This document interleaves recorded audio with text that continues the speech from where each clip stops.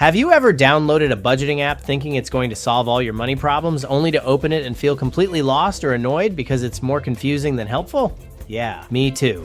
That's why before you even think about Actual Budget, you need to hear this. Here's what I found after spending some time with it.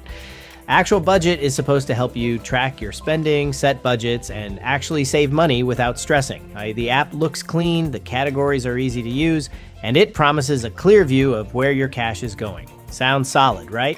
But here's the reality. On Reddit, the feedback is honest. Users like it for everyday spending and bills, but if you want to track investments or link multiple accounts seamlessly, it's not perfect. Over on X, it's the same story. Some folks post screenshots of awesome dashboards, others are frustrated with syncing issues or subscription costs. To make it simple, check this out. So here's the honest truth. Actual Budget works if you just want a simple way to see where your money goes. But if you need advanced tracking, it might not cover everything. Try it yourself, see if it clicks with how you handle money, and don't buy hype. And hey, if you want a full breakdown of the best budgeting apps that actually help you save, click the next video. I've got you covered.